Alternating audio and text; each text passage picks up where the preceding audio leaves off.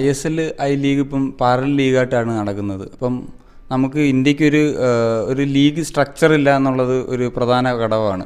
അപ്പോൾ അടുത്ത വർഷം ഇപ്പോൾ മോഹൻ ബഗാൻ, ഈസ്റ്റ് ബംഗാൾ തുടങ്ങിയ ടീമുകളൊക്കെ ISL എന്നുള്ള വാർത്തകൾ കുറേ നാളായിട്ട് കേൾക്കുന്നുണ്ട്. അപ്പം ഈ ഒരു അതായത് ഒറ്റ ലീഗായിട്ട് നമുക്ക് റെലിഗേഷൻ, പ്രൊമോഷൻ എന്നൊക്കെയുള്ളൊരു സിസ്റ്റം വരുമ്പോഴത്തേക്കും ഇന്ത്യൻ ഫുട്ബോളിന് എന്ത് മാറ്റം ഉണ്ടാകും?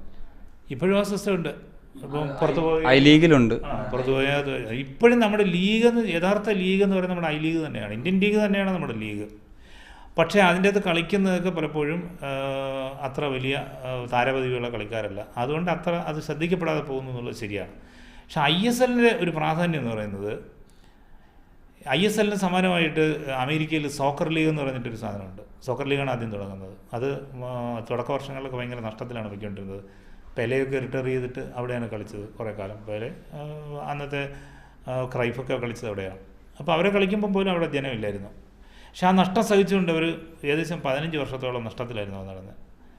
അങ്ങോട്ട് പോയപ്പോഴേക്കും ഇപ്പോൾ ലോകത്തിലെ പ്രധാനപ്പെട്ട കളിക്കാരെല്ലാം റിട്ടയർ ചെയ്യുന്നതിന് തൊട്ട് മുമ്പായിട്ട് കളിക്കാൻ ആഗ്രഹിക്കുന്ന ഒരു ലീഗായിട്ടത് മാറി. ഇത് അമേരിക്കയിൽ ഫുട്ബോളിനെ ഭയങ്കര പോപ്പുലറാക്കി.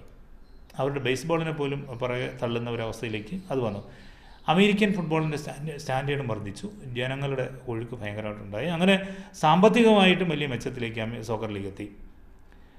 അപ്പോൾ അതിൻ്റെ സോക്കർ ലീഗ് ഇപ്പോഴും അവിടെ ഒരു സോക്കർ ലീഗായിട്ടാണ് നിൽക്കുന്നത്. അത് ഒരു സെലിബ്രിറ്റി ലെവലിലുള്ളൊരു ലീഗായിട്ട്, അല്ലെങ്കിൽ ഒരു ആഘോഷ ലീഗായിട്ട് അതിനെ നിലനിർത്തുന്നു. പക്ഷെ അവർക്ക് വേറെ ലീഗുണ്ട്.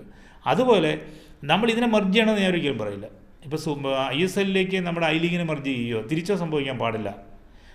ഐ ലീഗിൻ്റെ നിലവാരത്തെ ISL നിലവാരത്തിലേക്ക് കൊണ്ടുവരിക എന്നുള്ളതാണ് നമ്മൾ ചെയ്യേണ്ട കാര്യം. അതിന് ചെയ്യേണ്ടത് ഇപ്പോൾ ഐ ലീഗിൽ കളിക്കുന്ന ടീമുകൾക്ക് മികച്ച കളിക്കാരെ കൊണ്ടുവരാനുള്ള സാമ്പത്തിക ശേഷി ഉണ്ടാക്കി കൊടുക്കുക എന്നുള്ളതാണ് ചെയ്യാനുള്ളത്. അതിന് വലിയ സ്ഥാപനങ്ങൾ അങ്ങനെയുള്ള ടീമുകളെ ഏറ്റെടുക്കുക അല്ലാതെ മറ്റ് പോംവഴികളൊന്നും തന്നെ അതിൻ്റെ അകത്ത് ഇല്ല. അപ്പോൾ അതിൻ്റെ അകത്തേക്ക് ഇപ്പോൾ ധാരാളം കളിക്കാർ വരുമ്പം, പുതിയ നല്ല ടാലൻറ്റഡ് ആയിട്ടുള്ള കളിക്കാർ വരുമ്പോൾ സ്വാഭാവികമായിട്ടും ഒരു ISL ലെവലിലേക്ക് അത് ഉയരും എന്നുള്ളതാണ്. അപ്പോൾ അതിന് ഇത് മെർജ് ചെയ്യാൻ പാടില്ല എന്നാണ് എൻ്റെ അഭിപ്രായം. ഈ ടീമുകളുടെ എണ്ണം വർദ്ധിപ്പിക്കാം, ISL വർദ്ധിപ്പിക്കുക എന്തുവേണമെങ്കിലാവാം.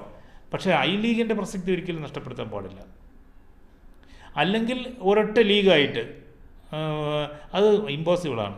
കാരണം ഇത് വേറൊരു തരത്തിലാണ് നമ്മൾ ഈ ISL കാണുന്നത്. ഐ ലീഗ് കാണുന്നത് വേറൊരു തരത്തിലാണ്. അപ്പോൾ ഐ ലീഗിൻ്റെ നിലവാരം ഉയർത്താൻ ക്ലബ്ബുകളെല്ലാം ഇപ്പോൾ നമുക്കറിയാവുന്നതല്ലേ. ഇപ്പോൾ മോഹൻ ബഗാൻ ആയിരുന്നാലും, മോഹൻ സ്പോർട്ടിംഗ് ആയിരുന്നാലും, ഈസ്റ്റ് ബംഗാൾ ആയിരുന്നാലും ഒക്കെ ഭയങ്കര സാമ്പത്തിക ബുദ്ധിമുട്ടുകൾ അനുഭവിക്കുന്ന ടീമുകളാണ് ഇപ്പോൾ. ഇപ്പോൾ 80കളിലും 70കളിലൊക്കെ അതിൻ്റെയൊക്കെ നിലവാരം എന്ന് പറഞ്ഞാൽ ഏഷ്യയിലെ നമ്പർ 1 ക്ലബ്ബുകളാണ് അവർക്ക്. അന്ന് അവർക്ക് സാമ്പത്തിക ശേഷി ഉണ്ടായിരുന്നു. ഇന്ത്യയിലെ ഏറ്റവും പ്രമുഖരായിട്ടുള്ള കളിക്കാർ കളിക്കാൻ കൊതിച്ചിരുന്ന ടീമുകളാണവ. ഇന്ന് അങ്ങനെ ഒരു കൊതി ഈസ്റ്റ് ബംഗാളിലോ മോഹൻ ബഗാനിലോ കളിക്കാൻ ഏതെങ്കിലും ഇന്ത്യൻ പ്ലെയറിനുണ്ടെന്ന് എനിക്ക് തോന്നുന്നില്ല. പക്ഷേ 80കളിലൊക്കെ ഒന്ന് വിളിച്ചെങ്കിൽ എന്ന് ആഗ്രഹിക്കുന്ന ഒരു കാലമായിരുന്നു എല്ലാ കളിക്കാരും. കേരളത്തിൽ നിന്ന് പോലും ധാരാളം കളിക്കാർ അവിടെ കളിച്ചിരുന്നു ആ കാലത്ത്. ഈ മോഹൻ ബഗാൻ്റെ ടീമിൽ റിസർവായിട്ടെങ്കിലും ഉൾപ്പെട്ടാൽ തന്നെ അതൊരു വലിയ സംഭവമാണ്. ഇപ്പോൾ പ്ലേയിങ് ലെവലിൽ വേണ്ട, റിസർവായിട്ട് വന്നാൽ പോലും അതൊരു വലിയ കാര്യമായിട്ട് കരുതിയിരുന്ന കാര്യം. ഇന്നത് പോയി കഴിഞ്ഞു, അവർ ദുർബലമായി കഴിഞ്ഞു, അവരുടെ സ്ട്രക്ചറൊക്കെ പൊളിഞ്ഞു കഴിഞ്ഞു. ഇന്നിപ്പോൾ നമുക്കറിയാം, കൽക്കട്ടയിൽ തന്നെ ഫുട്ബോൾ കാണാൻ ആളില്ലാത്ത ഒരു അവസ്ഥയിലേക്ക് കാര്യങ്ങൾ എത്തിയിട്ടില്ല. അത് മാറണമെങ്കിൽ ഫുട്ബോൾ കാണാൻ ചന്തമുള്ള കളി, ജനങ്ങൾക്ക് ആവേശം ഉണ്ടാക്കുന്ന കളി ജനങ്ങൾക്ക് കാണാനുള്ള അവസരം ഉണ്ടായാൽ ഡെഫിനറ്റായിട്ട് വരും. നമ്മളിവിടെ ബ്ലാസ്റ്റേഴ്സിൻ്റെ കളി കണ്ടതാണ്. 80,000 പേരാണ് ആദ്യ സീസണിൽ, 80,000-85,000 പേരാണ്. അവർ ഇപ്പോൾ 60 40 ഒക്കെ പറയുമെങ്കിലും നമുക്കറിയാവുന്നത് 85,000 പേരോളം ഇരുന്ന് കണ്ട സ്ഥലത്ത് ഈ സീസണിൽ 7,000-8,000 പേരായിട്ട് എത്താന്ന് പോയി. എന്തുകൊണ്ടാണ്? നല്ല കളി കാണുന്നവരാണ് കേരളത്തിലെ ആളുകൾ. കേരളത്തിലെ ഫുട്ബോൾ പ്രേക്ഷകരെ ഒരിക്കലും അണ്ടർ എസ്റ്റിമേറ്റ് ചെയ്യാൻ പാടില്ല. കാരണം അവർക്ക് കളിയുടെ സാങ്കേതിക കാര്യങ്ങളെല്ലാം നന്നായിട്ട് അറിയാവുന്നവരാണ്. എങ്ങനെയാണ് കളി, എന്താണ് ഫുട്ബോളിൻ്റെ സൗന്ദര്യം, അതിൻ്റെ രാഷ്ട്രീയ പ്രാധാന്യം, അതിൻ്റെ സാമൂഹ്യ പ്രാധാന്യം, ഇതൊക്കെ നന്നായിട്ട് അറിയാവുന്നവരാണ് കേരളത്തിലെ ആൾക്കാർ. അവരെ പറ്റിക്കാൻ പറ്റില്ല.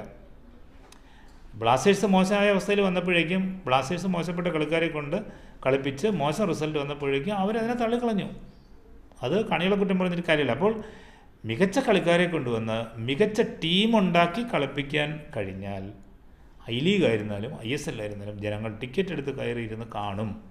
ഒരു സംശയം, അങ്ങനെ മാത്രമേ നമ്മുടെ ഫുട്ബോൾ വളരുകയുള്ളൂ. എല്ലായിടത്തും അങ്ങനെ. ഇപ്പം ജപ്പാനിലൊക്കെ ആദ്യം കാണികളെയാണ് അവരുണ്ടാക്കിയത്, പിന്നീടാണ് കളി ഉണ്ടാക്കിയത്. അപ്പോൾ ആ തരത്തിലുള്ള ദീർഘവീക്ഷണത്തോടു കൂടിയുള്ള അവർ കാണികളെ ഉണ്ടാക്കാൻ ആദ്യം ചെയ്തതെന്ന് അറിയാം. ജപ്പാനിലൊക്കെയാണ് നമ്മളെ ഡുങ്കയൊക്കെ ആദ്യം കളിച്ചിരുന്നത്. സീക്കോ അവിടെ കളിച്ചു. അതായത് ഇപ്പോൾ വേൾഡ് കപ്പിൽ റിട്ടയർ ചെയ്യാൻ പോകുന്ന താരങ്ങളെയൊക്കെ അവർ വലിയ വില കൊടുത്ത് ജപ്പാനിൽ കൊണ്ടുപോയി അവിടുത്തെ ടീമുകൾ കളിപ്പിക്കും. ഇപ്പോൾ ഇനിയസ് കളിക്കുന്നു. അല്ല, ഞാൻ പണ്ടത്തെ കാര്യം, ഇപ്പോൾ 80കളുടെ കാര്യം ഞാൻ പറയുന്നത്. 85-ലും 87-ലൊക്കെ സീക്കോ കളിക്കുക അവിടെ നമ്മുടെ ജപ്പാനിൽ. എന്നിട്ട് 94 കഴിഞ്ഞപ്പോഴേക്കും ഡുങ്ക, അന്നത്തെ ബ്രസീലിലെ ക്യാപ്റ്റൻ, പിന്നീട് കോച്ചായി അദ്ദേഹം അവിടെ പോയി കളിച്ചു.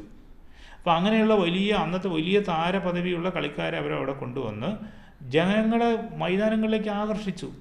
എന്നിട്ട് അതിനെ ഉറപ്പിക്കാൻ അടുത്ത സ്റ്റെപ്പ് അവരെടുത്തു. നമ്മളത് ചെയ്തില്ല. നമ്മളിവിടെ കുറേ കളിക്കാർ വന്നു, അവർ കളിച്ച് പ്രതിഫലം വാങ്ങിച്ച് തിരിച്ചുപോയി. അതുകൊണ്ട് നമുക്ക് എങ്ങനെ ക്യാഷ് ചെയ്യുക എന്നുള്ളതിനെക്കുറിച്ച് നമ്മൾ ചിന്തിച്ചതേ ഇല്ല. നമുക്ക് എങ്ങനെ നമ്മുടെ ഫുട്ബോളിന് അനുകൂലമാക്കി ആ ഘടകത്തെ മാറ്റിയെടുക്കാം എന്നുള്ളതിനെക്കുറിച്ച് നമ്മൾ ഒരിക്കലും നമ്മുടെ ചിന്ത പോയില്ല.